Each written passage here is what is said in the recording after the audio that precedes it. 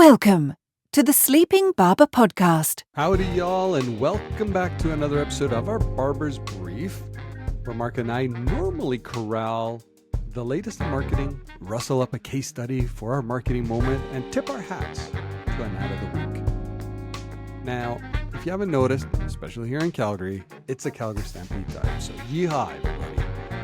Now, you're going to feel a little bit of a Western spirit as we ride through today's episode.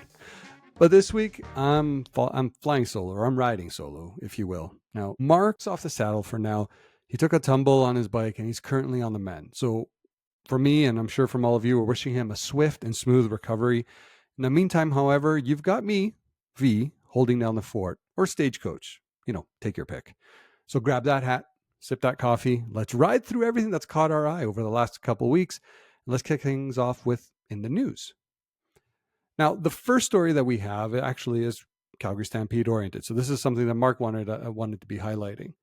So the title here is The Calgary Stampede, What the Greatest Outdoor Show on Earth Says About the Economy.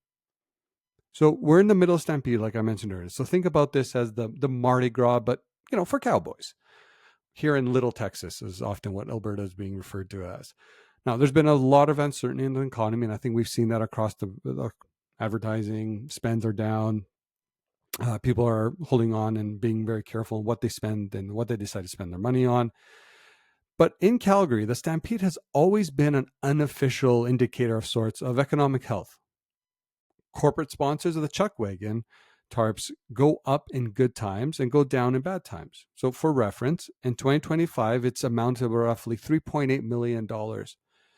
Just a short time all high of $4 million that was set back in 2012. Now, the 27 Chuckwagon drivers this year versus 36 in 2012, which also happened to be in the 100th year anniversary. So you see, we were able to sell nearly the same amount of sponsorships with less Chuckwagon drivers versus what happened in 2012, where it was the 100-year anniversary.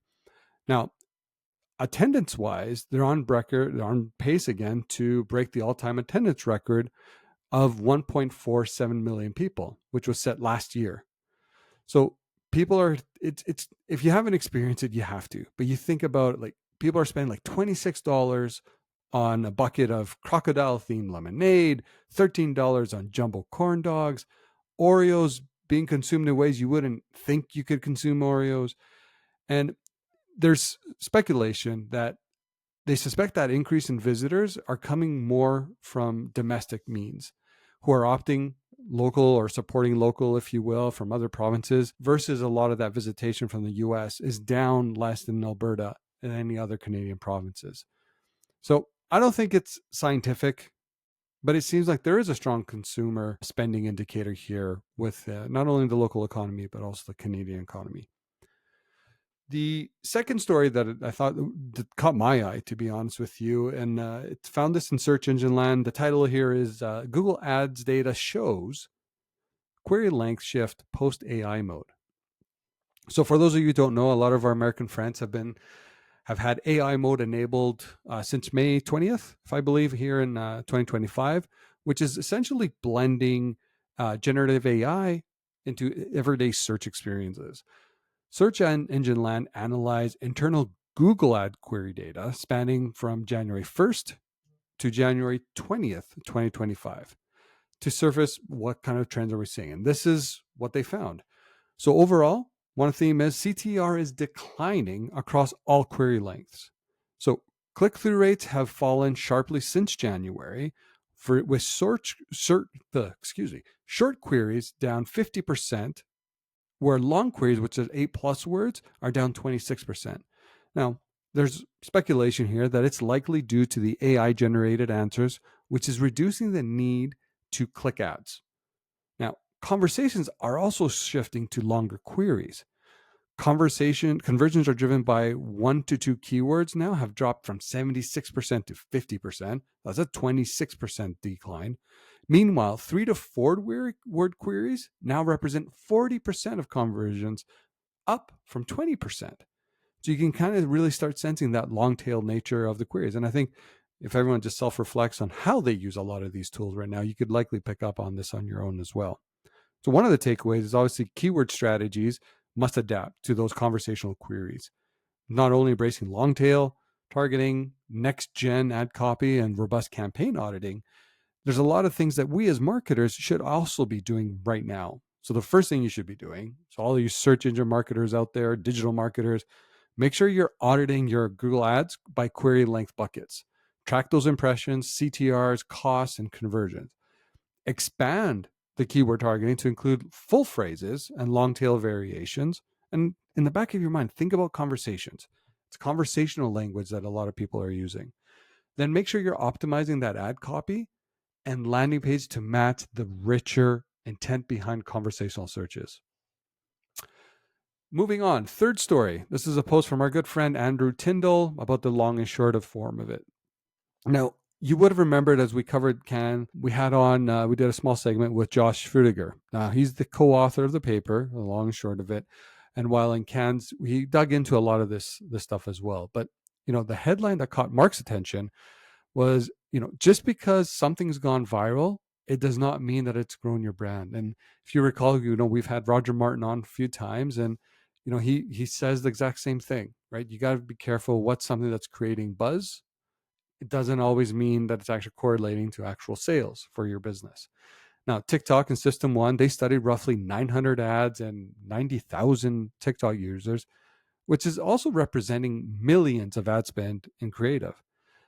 And what they're seeing is that creators grab attention, but waste more than half of it, which is a really interesting take. Now, there's a big opportunity to use more of those distinctive brand asset or that asset palette. And remember, it's not just the logo, to brands in the ads early enough, right? And it's, again, if we recall, there was another study by Karen Nelson Field and Adam Morgan on the cost of dull. And they cite that you need 2.5 seconds to help build that mental structure, if you will, with something that you're viewing.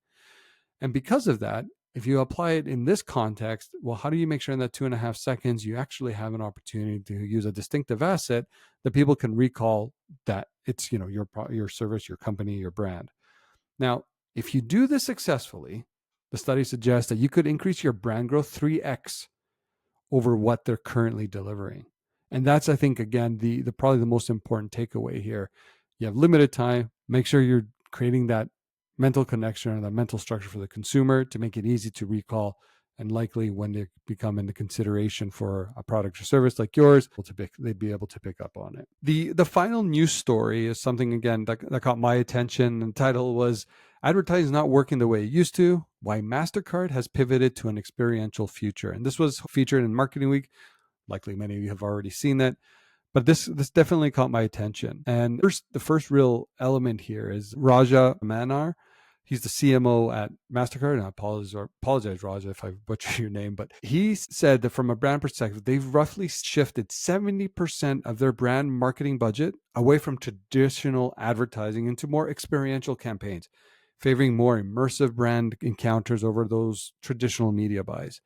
Now, these experiences are designed to offer money can't buy moments that forge those deeper emotional connections, something that a static ads usually struggle to achieve in an increasingly cluttered media landscape. And to be honest with you, this is all too true when we came out of Cannes, where they did talk about that, creating emotion. How do you make sure that you are standing out and, not over-investing in dull media? Now, why the pivot? The reality is consumers are bombarded with 30,000 to 10,000 ads per day, but with shrinking attention spans, which has become under 8 seconds, most ads simply are ignored, which contributes to that whole context that Karen Nelson Field and Adam Morgan really speak about the wastage that's happening in our media landscape. Now, by contrast, the experiential activations really stand out. And MasterCard is crediting this shift for helping it climb to become the 12th most valuable global brand in Kantar's Brand Z rankings. The third point that I guess drew me to this, obviously, is the human connection in a data-heavy world. Rajamanar argues that a saturated AI data era, human empathy is the last brand differentiation that we should be leaning into. So think about those shared experiences like interactive events. Let companies tap into consumer motivations, fears, and passions, in a way that data alone can really not replicate. And finally, the workforce implications of AI. And this can't be understated. AI automates entry-level tasks. Future marketers might struggle to gain that practical experience. So MasterCard is working with universities to shift that marketing education, favoring immersive practitioner-focused training over theoretical study, which is an important takeaway here, because at the end of the day, our discipline involves so much.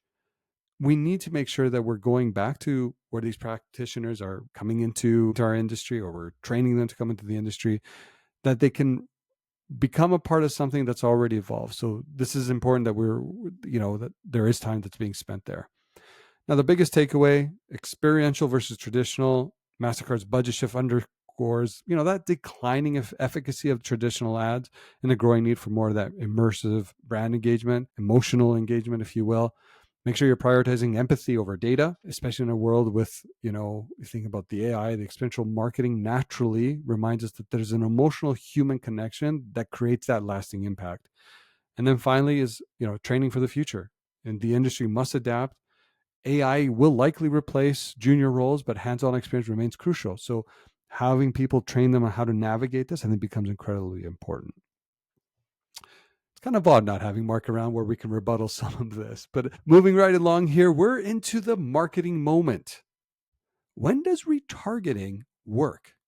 This was a thought leadership piece by Anja Lambrecht and Catherine Tucker, who highlighted, we as marketers maybe are using remarketing and retargeting wrong.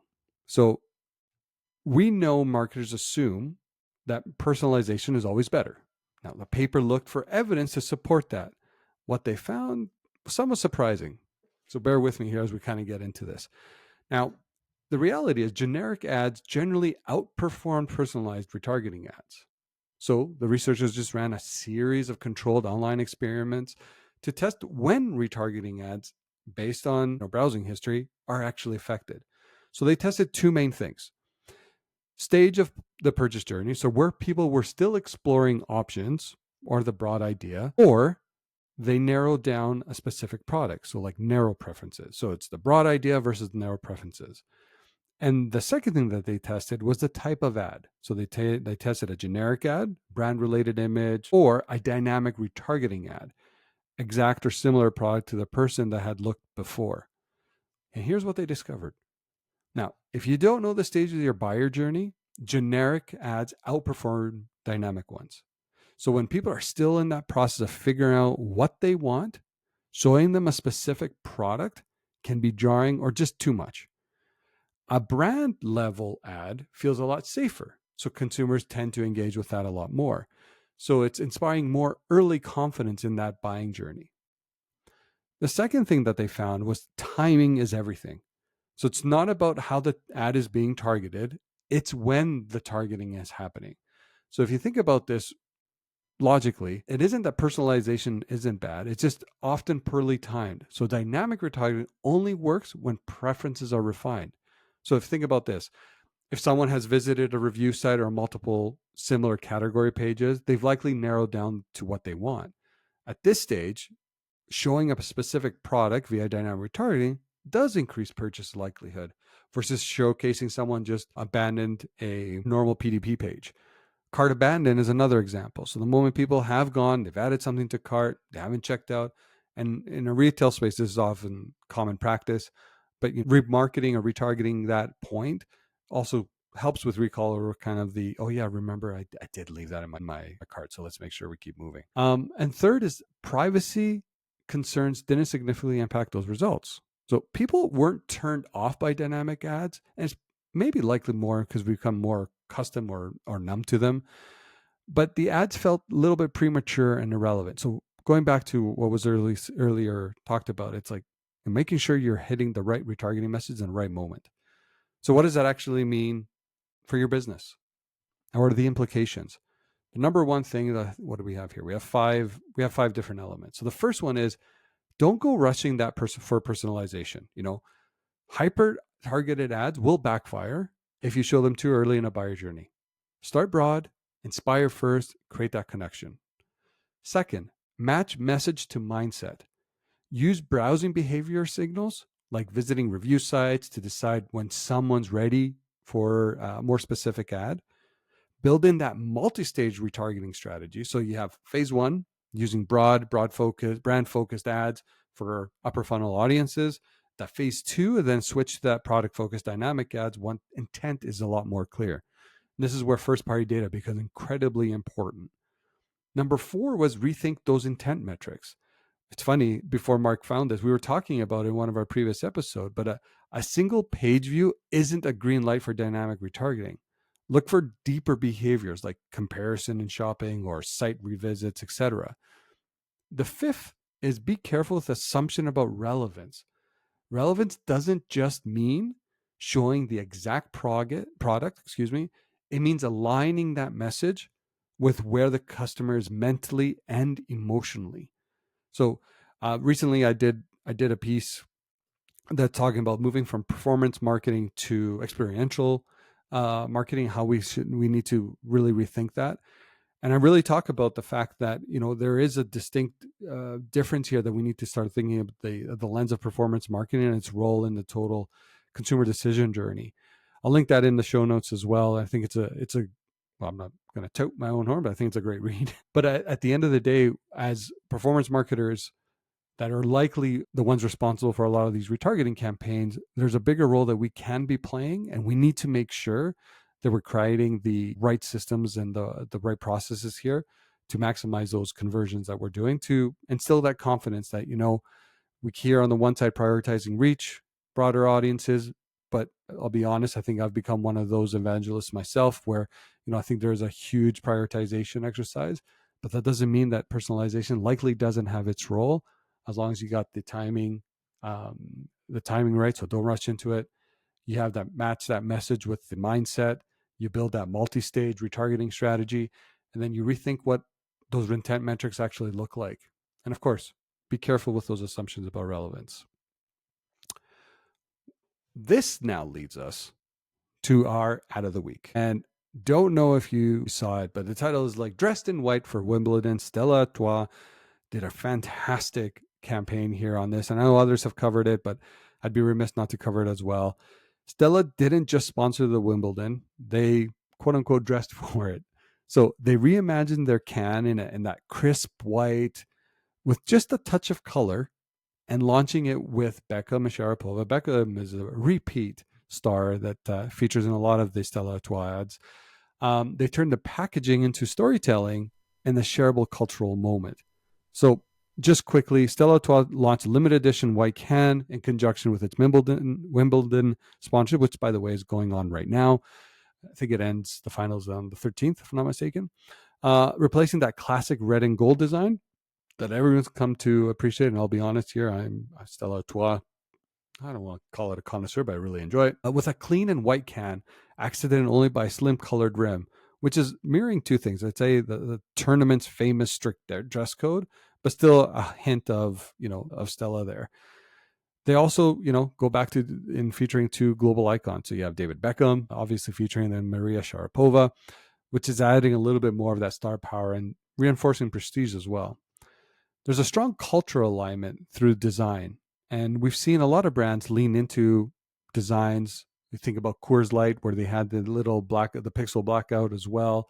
So this isn't new, but creating that cultural relevant moment in that time, I think it becomes important. So not only by dressing the can in that all white aesthetic, the subtle rim, Stella actually visually aligns with the tournament's tradition while maintaining its own brand integrity, and that becomes important. The other couple things here, so A is premium positioning and shareability. So the sleek, minimalistic look elevates the can from more packaging into a collectible item, prime for social media users to sharing their quote unquote center court moments. But you can see how something like this actually creates that quote unquote buzz. The more of those moments that you can create, I almost think about it as like a pulse, right? You have a lot of moments in market that has that steady state, but these smaller moments, it kind of provides the pulse. So more of these things that you can do, obviously it kind of helps not only with recall, mental availability. I think, again, when you're associating culturally as well, I think it's a strong impact, or a 1-2 punch, if you will. And finally, the event synergy itself. So by leaning into Wimbledon's dress code, that campaign didn't just celebrate the event, it actually became a part of the event style narrative. And there may be a lot of casual tennis enthusiasts that didn't know about this dress code that Wimbledon does. So this is an interesting way of helping add more attention to that and celebrating Wimbledon for what it is, such a great event.